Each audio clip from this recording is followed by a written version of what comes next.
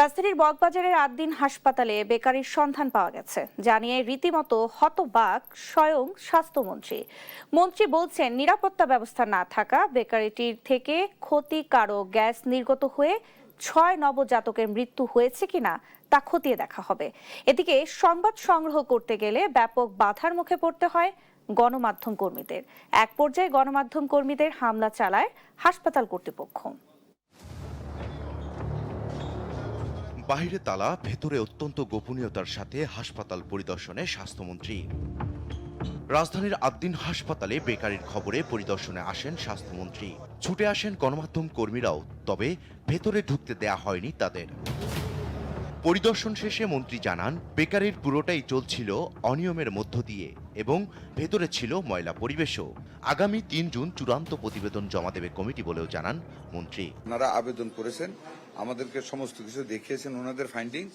ওই মাগুলির সাথে দেখা করে ওনাদের স্টেটমেন্ট নিয়ে পূর্ণাঙ্গ প্রতিবেদনটা তৈরি করে আগামী ৩ তারিখে আমাদের কাছে জমা দেবেন। এদিকে ততক্ষণে হাসপাতালের সবকটি প্রবেশমুখ বন্ধ করে ১ নম্বর গেটের সামনে দাঁড় করিয়ে দেয়া হয় নিরাপত্তা ও পরিচ্ছন্ন কর্মীদের। ভেতরে ঢুকতে চাইলে বাধা দেয়া হয় সাংবাদিকদের। এক পর্যায়ে বাকবিতণ্ডায় জড়ায় তারা।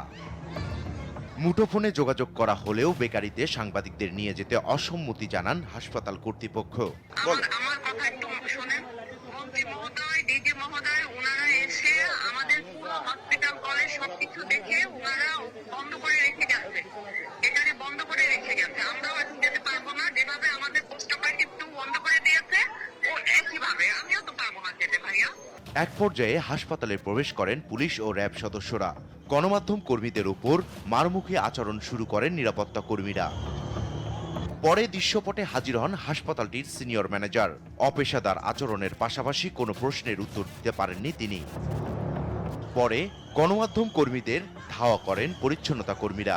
এ ঘটনায় আহত হন বেশ কয়েকজন গণমাধ্যম কর্মী। সাংবাদিক কেন ভিতরে প্রবেশ করলো, এই সাংবাদিক ভিতরে প্রবেশ করে তারা আরো বেশি এগ্রেসিভ হয়ে যায় এবং তারা মব সৃষ্টি করে সাংবাদিকদের মারতে আসে ধারালো অস্ত্র দিয়ে। লাঠি এবং অন্যান্য যে জিনিসপত্র আমরা দেখেছি যে ডাব দিয়েও কিন্তু সাংবাদিকদের ক্যামেরার দিকে কিন্তু আক্রমণ করা হয়েছে, ঢিল দেওয়া হয়েছে। বিল্ডিংয়ে ঢোকার পর আমরা একটা রুমের ভিতরে ঢুকি, সেখানে তারা ভাঙচুর করার চেষ্টা করে, দরজা ভাঙার চেষ্টা করে।